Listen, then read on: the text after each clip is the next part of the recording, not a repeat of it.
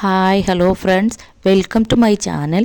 ഇന്ന് നമുക്ക് കോവയ്ക്ക വെച്ചിട്ടൊരു അടിപൊളി ഐറ്റം ഉണ്ടാക്കി നോക്കാം. ഇതിന് ഞാൻ കോവയ്ക്കയുടെ കൂടെ ചെറിയ 2 ഉരുളക്കിഴങ്ങും അതോടൊപ്പം തന്നെ വലിയൊരു സവാളയും കൂടെ എടുത്തിട്ടുണ്ട്. ഒരിക്കലെങ്കിലും നിങ്ങൾ കോവയ്ക്ക കിട്ടുമ്പോൾ ഇതുപോലെ ഒന്ന് തയ്യാറാക്കി നോക്കൂ. നല്ല അടിപൊളി ടേസ്റ്റാണ്. കോവയ്ക്ക ഇഷ്ടമില്ലാത്തവർ പോലും കഴിച്ചു പോകും.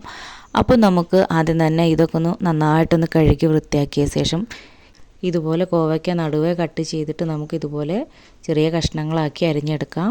കിഴങ്ങും അതുപോലെ തന്നെ നമുക്ക് നീളത്തിലായിട്ട് അരിഞ്ഞെടുക്കേണ്ടതുണ്ട്. സവാളയും നമുക്ക് ഇതുപോലെ തന്നെ ഒന്ന് അരിഞ്ഞെടുക്കാം.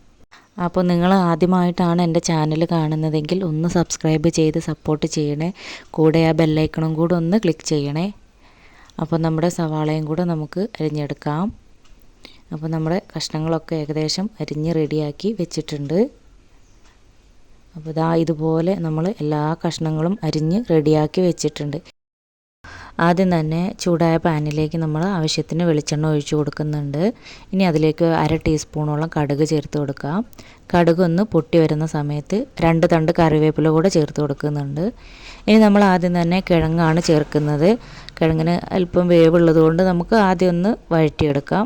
അതിലേക്ക് പാകത്തിന് കിഴങ്ങിലേക്ക് ആവശ്യമായിട്ടുള്ള അല്പം ഉപ്പ് ചേർത്ത് കൊടുക്കുന്നുണ്ട്. അതോടൊപ്പം തന്നെ ഒരു 1/4 ടീസ്പൂണോളം മഞ്ഞൾപ്പൊടിയും കൂടെ ചേർത്ത് കൊടുക്കുന്നുണ്ട്.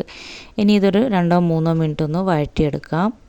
ഇതൊന്ന് വഴണ്ട് വരുന്ന സമയത്ത് നമുക്ക് അരിഞ്ഞു വെച്ചിരിക്കുന്ന സവാളയും കൂടെ ഇതിലേക്കൊന്ന് ചേർത്ത് കൊടുത്തിട്ട് 1 മിനിറ്റോളം വീണ്ടും ഒന്ന് വഴറ്റിയെടുക്കാം. ഇനി നമുക്ക് അരിഞ്ഞു വെച്ചിരിക്കുന്ന കോവയ്ക്കയും കൂടെ ഇതിലേക്ക് ചേർത്ത് കൊടുക്കാം.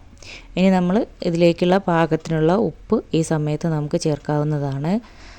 അപ്പോൾ കോവയ്ക്കയിലേക്ക് പാകത്തിനുള്ള ഉപ്പും കൂടെ ചേർത്ത് കൊടുത്തിട്ടുണ്ട്. ഇനി നന്നായിട്ടൊന്ന് ഇളക്കി യോജിപ്പിച്ച ശേഷം നമുക്കൊന്ന് അടച്ച് വെച്ച് വേവിക്കാം. ഇതിലേക്ക് നമ്മൾ തേങ്ങ ചതച്ച് ചേർക്കുന്നുണ്ട്. തേങ്ങയുടെ കൂടെ എരിവിന് ആവശ്യത്തിനുള്ള മുളകും 1-2 തണ്ട് കറിവേപ്പിലയും കൂടെ ചേർത്ത് ഒന്ന് ചതച്ചെടുക്കാം. അപ്പോൾ നമ്മുടെ കോവയ്ക്കൊക്കെ നന്നായി വെന്ത് വന്നിട്ടുണ്ട്.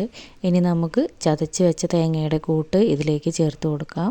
കഷ്ണം ഉടഞ്ഞു പോവാത്ത രീതിയിൽ പതുക്കെ ഒന്ന് ഇളക്കി യോജിപ്പിച്ച ശേഷം നമുക്കൊരു 1 മിനിറ്റും കൂടെ ഒന്ന് അടച്ച് വെച്ച് വേവിക്കേണ്ടതുണ്ട്. അപ്പോൾ നമ്മുടെ കോവയ്ക്കയുടെ റെസിപ്പി ഇവിടെ റെഡി ആയിട്ടുണ്ട്. എല്ലാവരും ഇതുപോലെ ഒന്ന് ട്രൈ ചെയ്ത് നോക്കണം. അഭിപ്രായം പറയണം. കൂടെ എന്നെ ഒന്ന് സപ്പോർട്ട് ചെയ്യുകയും കൂടെ വേണേ. Okay, thank you.